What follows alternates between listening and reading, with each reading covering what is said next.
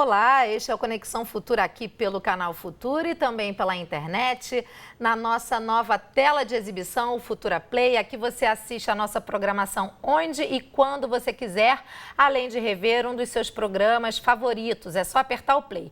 E olha, você pode buscar pelos seus assuntos de interesse, aqui nas categorias tem muita coisa bacana. É o Futura cada vez mais perto de você. Uma série britânica tem tomado conta das discussões nas principais redes sociais. Black Mirror apresenta uma crítica a uma sociedade de um futuro não muito distante que vive em uma realidade cada vez mais virtual.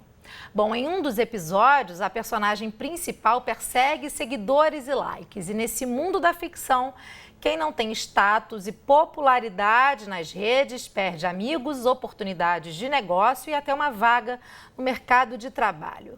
Mas será que estamos tão distantes assim dessa sociedade apresentada na série? Hoje, os números de curtidas em um perfil do Instagram, por exemplo, têm definido a popularidade de muita gente. E há quem faça qualquer coisa por um like, ou melhor, dezenas, centenas, milhares de likes ou curtidas. Para conversar com a gente sobre esse assunto, eu recebo aqui no estúdio a Jamila Venturini, que é pesquisadora do Centro de Tecnologia e Sociedade da FGV Direito Rio, o psicanalista Marcos Comaru e a blogueira e influenciadora digital Joana Romano. Olá, gente, bem-vindos ao Conexão, é um prazer conversar com vocês. Antes da gente iniciar aqui a nossa rodada de perguntas, eu quero exibir um trecho do trailer oficial da série britânica Black Mirror. Eu vou colocar aí para você, vamos lá. If we drill down into the numbers, you have got a solid popularity arc here. No one is this happy. A 2-year-old with a fucking balloon isn't this happy. Singularity is when computers learn to outsmart man like women did years ago. You are so adorable. We're genuinely empathetic as a species. We don't actually really want to kill each other. Gotcha.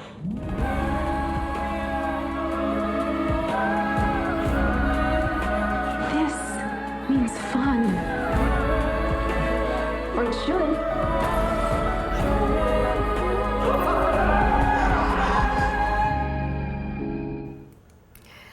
Bom, essa série, claro, traz uma crítica um pouco exagerada, a gente pode chamar assim, de uma sociedade totalmente virtual, né, que vive aí no meio da tecnologia, e a série gerou muito debate em relação ao comportamento das pessoas nas redes sociais. Jamila, essa sociedade apresentada na série britânica pode ser a sociedade que as futuras gerações vão viver? A gente precisa pensar em alguns fatores, né? Por um lado, se a gente for analisar, muitas vezes a gente tem a impressão de que as redes permeiam a nossa vida e que elas estão presentes, portanto, na vida de todo mundo, mas isso não necessariamente é verdade, principalmente em um país como o Brasil, que ainda tem uma dificuldade de conectividade, de acesso. Então, é preciso colocar isso um pouco em perspectiva, né? Isso talvez seja um primeiro ponto a pensar.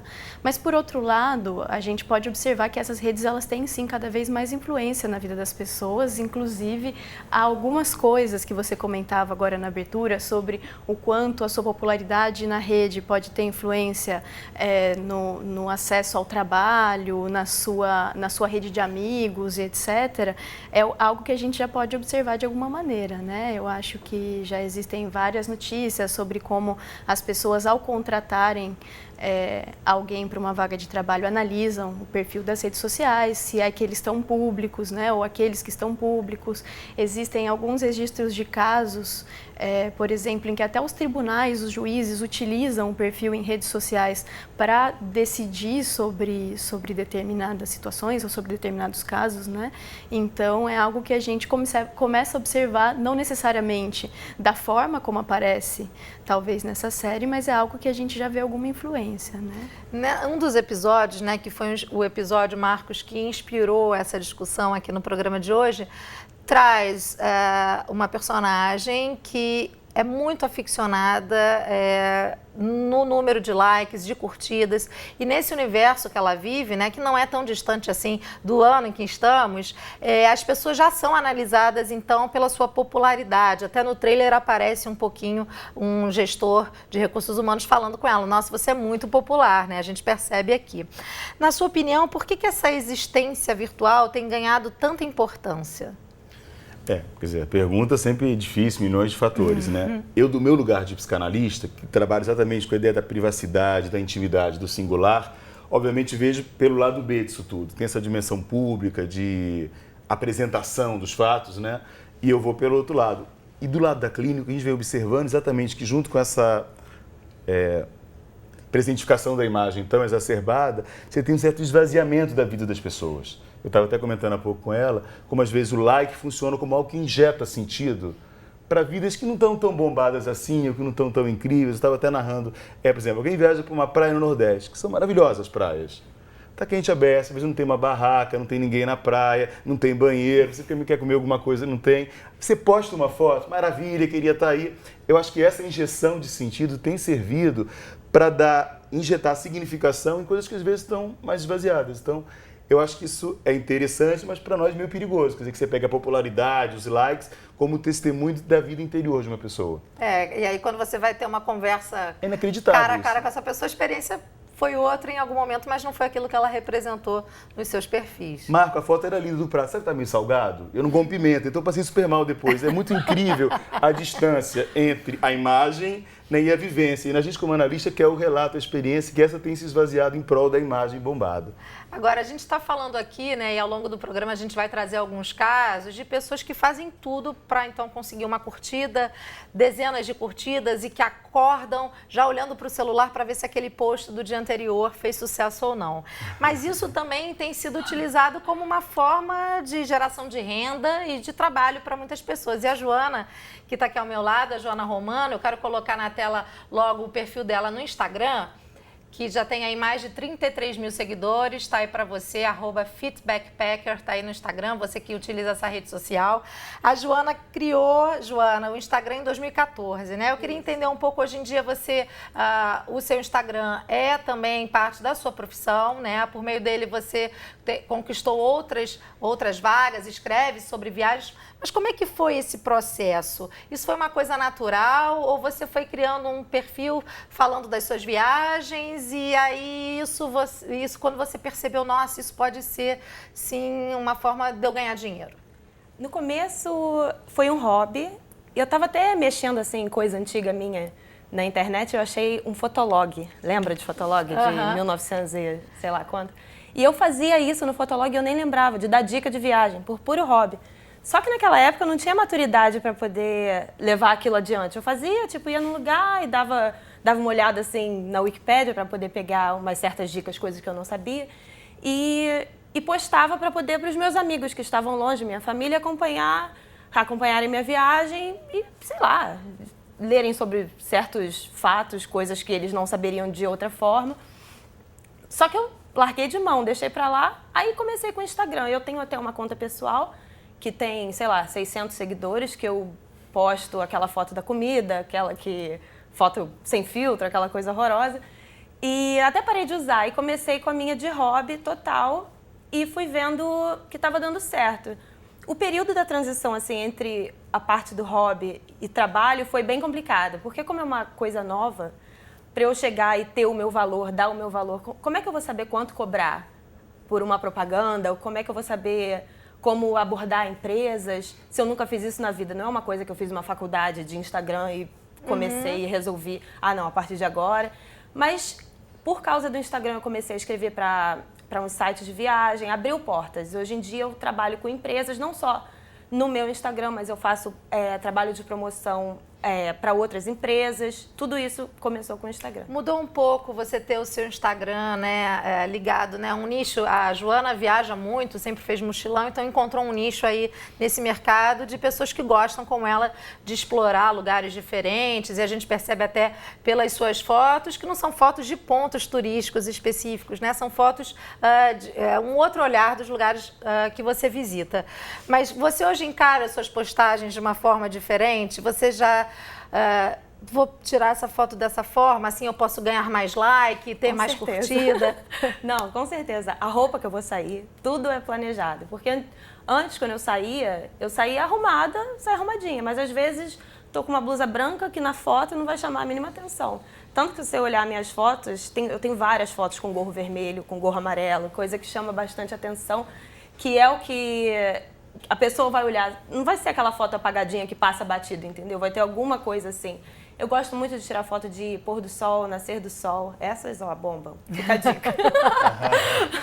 Gente, recentemente, o escritor Valcir Carrasco escreveu um artigo para a revista Época, a gente vai colocar aí na tela então, tudo por um like, falando dessa questão do ego, né, da vaidade, e ele assume aqui que ele posta, sim, querendo likes, querendo seguidores, e ele fala muito disso tudo que estamos conversando aqui, do quanto a popularidade de alguém, né, de uma pessoa, hoje em dia já não está mais associada se ela trabalha na televisão ou não, se ela é artista ou não. Hoje em dia a gente tem personalidade da internet, no final ele até coloca aqui o perfil dele para conseguir mais likes e seguidores. Tem gente que realmente assume isso, né, Jamila, que faz disso um objetivo de vida, né? Isso, existe certo ou errado para isso? Então, uma coisa interessante, até ouvindo o relato de vocês, eu fico pensando nisso, né? Algum tempo atrás, quando a gente entrava numa rede social, quando a gente interagia com nossos amigos. Aquela rede ainda era uma rede mais restrita, né? Mesmo quando você falava do Fotolog, que ele poderia ser visitado por qualquer pessoa, era público, mas ainda tinha aquela coisa de você divulgar entre os seus contatos, os comentários, algumas pessoas que já eram seguidoras e tal. De repente, quando você tem uma quantidade absurda de amigos, mais de 1.000, mais de 2.000 amigos, entre aspas, né? Mas pessoas com quem você se relaciona naquela rede, como que você chama atenção, né? Então, isso, a gente pode observar esse fenômeno, né? Num contexto de abundância de informação, como é o contexto da internet, as pessoas desenvolvendo seus próprios mecanismos para chamar atenção. Então, o diferencial nessa rede é chamar atenção para algo que parece que é importante para você, ou parece que você gostaria que as pessoas comentassem, acessassem, vissem, tivessem acesso àquele conhecimento no âmbito profissional também, no âmbito jornalístico também, né? Como que você consegue atenção. E aí você vai criando essas estratégias, esses mecanismos, mas na rede você não consegue quase que se comunicar se você não conseguir chamar atenção, né? Se você não tiver aquela popularidade. E aí você vai desenvolvendo isso. As fotos de pôr do sol fazem um sucesso. Eu preciso saber que roupa eu quero colocar. E sabendo que isso não é necessariamente casual. Cada rede, cada uma dessas plataformas com as quais a gente interage na internet, ela tem regras próprias de classificação dessas informações. E a gente sutilmente, às vezes fazendo um curso, ou às vezes não, às vezes pela própria interação com aquela plataforma, a gente percebe que certas coisas têm mais impacto ou não. E aí a gente começa a ver isso e é um âmbito de estudo interessante, saber o quanto isso influencia nas nossas relações sociais, o quanto isso vai influenciar na construção da opinião pública e provavelmente também na construção da personalidade, se a gente for falar disso. O Marcos aqui concordava com a Jamila em algum momento e acho, Marcos, que apesar disso, claro, ser uma decisão muito pessoal, porque a gente sabe, né, tem pessoas que postam mais que outras, tem pessoas que não ligam muito para essas ferramentas, mas isso acaba sendo uma decisão muito pessoal, mas a partir do momento em que essa busca constante por likes, por curtidas, por uma afirmação virtual, pode ser um problema. Existe esse momento? Pois é, de novo, essas fronteiras são muito difíceis de serem traçadas. O que a gente fala bastante na minha área é que se algum tempo atrás, no século, sei lá, 17, o Descartes falou que eu penso, logo existo, onde a existência era pensada a partir do pensamento, da reflexão, da dúvida, hoje a gente brinca que seria sou visto, logo existo. Então isso tem consequência, a ideia de que a existência se funda nessa visibilidade. Então, onde é que se passa a ser um problema? Quando o esvaziamento das trocas, das relações fica bastante visível e, em contrapartida, você tem o excesso da produção imagética. Porque hoje o que é interessante é que até tem esses aplicativos, todos os relacionamentos hoje em dia que são interessantes, mas eu acho que eles são na medida inversa ao número de relacionamentos efetivos, né? Quer dizer, você pode... E é complicado pôr uma foto incrível, que eu caprichei, coloquei um filtro bacana, aí você marca um encontro. A angústia cotidiana, como é que eu marco um encontro? Hoje uma moça falava que ela tem um quadril um pouco mais largo.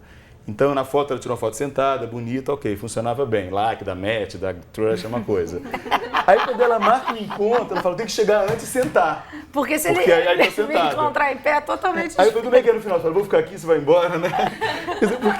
Quer dizer, eu acho que essa ideia de que eu sou visto, logo existo, é uma versão, né? Seria contemporânea da coisa do Descartes. Também, enquanto uma outra contrapartida no consumo, logo existo, né? Sim. Então, essas questões, quer dizer, não tem o certo e errado, mas você tem pessoas já com esse esvaziamento, sobretudo dos vínculos. Eu acho interessante, né? Às vezes as meninas mais lindas, mais saradas, os caras também, são os que mais se queixam da dificuldade de engatar uma relação. Sim, exatamente. A sedução é muito presente na imagem. Só que a sedução hoje, ela produz o seguinte quadro. É uma sedução para manter você me olhando. A intimidade, volta e meia, vivida como invasão. Eu não quero namorar agora, eu quero tempo, quero ficar um pouco sozinho, eu quero meu espaço, né? E se a pessoa vai, abandono, é porque foi embora. Então é muito interessante essa questão da imagem. Ela produz uma proximidade distante, né? Sim. A Joana, é claro, você faz desse o seu trabalho hoje em dia, mas você que acompanha muito, né, essas questões, com certeza você conhece outras influenciadoras como você, de áreas diferentes até, mas você percebe que há um certo exagero, um excesso de posts, uma vaidade exagerada de algumas pessoas nas redes? Existe, total. Tem uns que são meio uns posts desesperados, assim, com apelativos até. Usar o corpo, assim, de uma forma muito apelativa. Quem sou eu para julgar, né? Dizer o que é certo e o que é errado. Mas não é uma coisa normal. Parece aquilo que você estava falando. Parece que está faltando alguma coisa na vida pessoal e a pessoa quer uma curtida para poder autoafirmação, como aquela se coisa. Criasse uma nova vida também. Isso, né? Às vezes a pessoa, eu tenho uma conhecida que é assim, e ainda bem que ela é gringa, não tá me assistindo, que ela, se você encontra com ela pessoalmente, ela parece uma outra pessoa. Ela posta as fotos dela do Instagram, ela posta foto mostrando a bunda, mas umas poses assim que uma pessoa normal não postaria. E você vê ela pessoalmente, ela é super tímida, ela fala baixo, ela é, assim, não é de falar, não tem muitos amigos, é aquela coisa assim. Mas no Instagram parece que ela é Incrível. É muito diferente, é muito doida. Por favor, Jamila. Um comentário sobre isso, até voltando à questão dos problemas, que é, para além dessa fantasia, né, do individual, mas também como isso acontece quando eu falo das notícias ou de coisas mais abrangentes. Por exemplo, você estava perguntando sobre os problemas, né? Um pouco uma reação, se eu aprendo como são as fotos que eu tenho que postar para ganhar mais visibilidade, como são as notícias e como são as informações que eu tenho que postar para ganhar mais visibilidade. Nesse momento está tendo um debate bastante intenso nos Estados Unidos sobre a influência, uma possível influência do Facebook nas eleições do Donald Trump. E aí um debate que está saindo é sobre as notícias falsas, né, justamente. Então, o que chama atenção nessa rede? Acho que era disso que eu estava falando no começo. Será que é aquilo que causa mais impacto? E como que você vai causar mais impacto num contexto ou numa época em que é muito difícil causar impacto depois de tantas coisas que a gente já viveu ou que a gente já vivenciou, já viu até na questão da imagem, né? Existe até uma banalização no tipo de coisas que a gente está acostumado a ver, né? Então...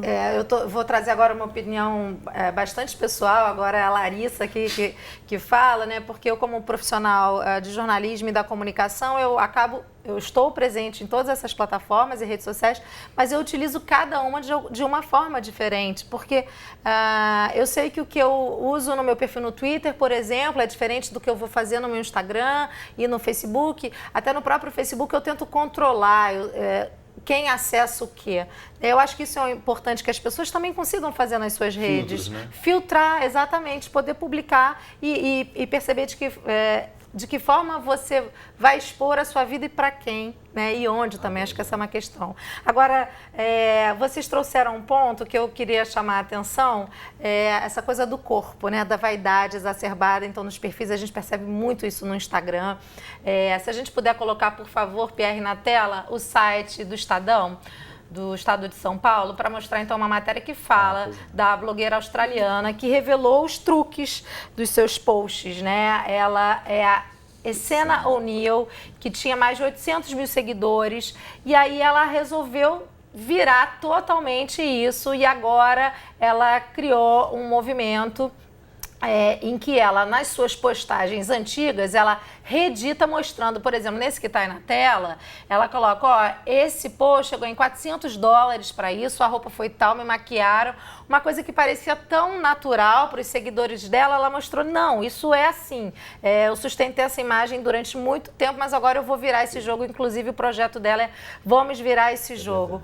Como é que vocês enxergam, né, essa ruptura? Joana, como é que você percebe o posicionamento dessa modelo, né? Como é que isso impacta você? Então, se for a mesma que eu estou pensando, tiveram boatos de que isso foi mais uma jogada de marketing para ela atrair mais seguidor. Tipo, a linha dela estava seguindo, mas ela queria um crescimento maior. Então, ela precisou fazer uma mudança drástica para poder atingir um público maior. Então, muita gente que, de repente, não seguiria ela antigamente, porque os posts não tinham nada a ver com a pessoa, começaram a seguir. E quem já seguia, meu Deus, começou a admirar a pessoa ainda mais pela como ela é autêntica, como ela é isso. Então, eu acho que teve um pouquinho de... Para conquistar um outro público. Um outro público, público... vocês acompanharam isso? Jamila, Marcos, vocês chegaram a acompanhar? Não cheguei a acompanhar, mas me parece super interessante porque é algo, essa ideia de você desconstruir aquela mensagem ou aquela imagem é uma coisa que a gente também já viveu nos meios de comunicação tradicionais, né? A gente observa isso no cinema, a gente observa isso nas tendências literárias, nas artes. Então, como você desconstrói essa construção, né, de uma imagem ou de uma comunicação. E é interessante observar como isso, o fato de ser uma pessoa normal, aparentemente é uma blogueira, poderia estar aqui do nosso lado como você está do nosso lado, parece para as pessoas que é mais natural e que é mais verdadeiro, entre aspas, do que um meio de comunicação, do que um cinema, do que uma tela gigante que você olha, está ali no Instagram, você também tem o seu, aquela pessoa também tem o dela, você também poderia ter tantos seguidores quanto ela.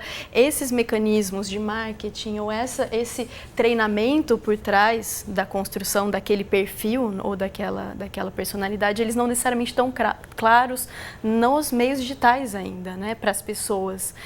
Recentemente, a gente viu alguns debates nas redes sobre o Facebook fala mais a verdade, o Facebook, né, que são meus amigos, fala mais a verdade do que os meios de comunicação tais e XYZ, porque lá é construído, aqui é a verdade. Até que ponto, né, isso é verdade? Então, acho que é uma iniciativa interessante até para questionar um pouco como essa comunicação é construída, porque a gente está vendo uma passagem daquilo que era... o cidadão comum, a cidadã comum, com o seu passatempo, o seu hobby, para uma atividade já profissional, realmente. Porque agora todo mundo pode produzir notícias e conteúdo, imagens na rede social na hora que quiser.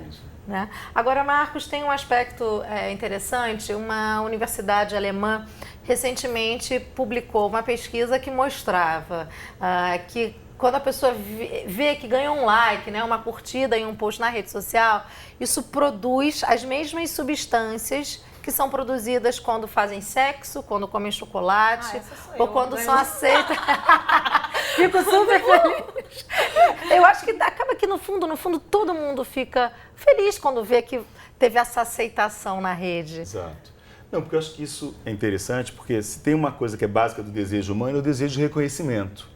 Então, o reconhecimento que vem de um laço amoroso, o reconhecimento vem de qualquer tipo de olhar, né, que aprova o seu funcionamento. Agora, o que é complicado é que a gente esteja se alimentando basicamente por a via de agradar o outro, que eu quero falar, né? O reconhecimento, o desejo é desejo de reconhecimento, eu acho, do ser humano, né? Isso a gente não escapa. Agora, que o reconhecimento passe pela imagem que eu ponho, né, cheio dos filtros, cheio, como a moça falou, recebendo aquela grana, essa que é um pouco a problemática que a gente está discutindo, né? Não o reconhecimento, mas que o reconhecimento venha só nessa clave. O que você fala, onde você frequenta, o que você lê, que filme você assiste, geralmente não importa mais. Isso é um certo sintoma, né? A tua inserção simbólica ficou muito pequena perante a questão imagética toda produzida. Eu dizia ela há pouco tempo, se a gente pegar a própria evolução das redes sociais, o Orkut tinha depoimento de amigo, tinha comunidade que você frequenta, eu viajo para Búzios, eu gosto de mata, sei lá, eu não tô, né? O Orkut tinha um universo simbólico da pessoa. Quando foi para o Facebook, já deu uma esvaziada. Você tem menos texto, não tem comunidade, não tem depoimento. O Instagram nem se fala, o Snapchat não tem nem memória. Então isso para nós que trabalhamos com a memória, com o aparelho psíquico, com a história, com a biografia, a gente está olhando com atenção, não necessariamente uma crítica destrutiva. Sim. Mas o Snapchat já age demais, porque não tem nem memória, você não tem a história da pessoa mais. Você tem o último mês onde ela, né? Você pode pegar o histórico de alguém no Facebook, olha, 2 anos atrás estava louro, estava moreno, morava não sei Agora, quem. o Snapchat ele tem uma ferramenta que você até consegue você mesmo baixar a sua história no seu celular, mas os outros não têm. Então você fica alguém sem história. Isso pra Exatamente. O tempo, infelizmente, está estourado, mas são aspectos que a gente, com certeza, vai tratar de novo aqui e que essa série traz muito isso que você falou, a questão da memória também. História, né? A história, a biografia, exatamente. Gente, muito bom. Eu queria poder falar mais. A gente tem muitos casos aqui, até de outras blogueiras, né, que fazem realmente tudo por um like, mas eu realmente preciso encerrar. Então, Joana, muito obrigada, viu, por ter aceitado o nosso convite.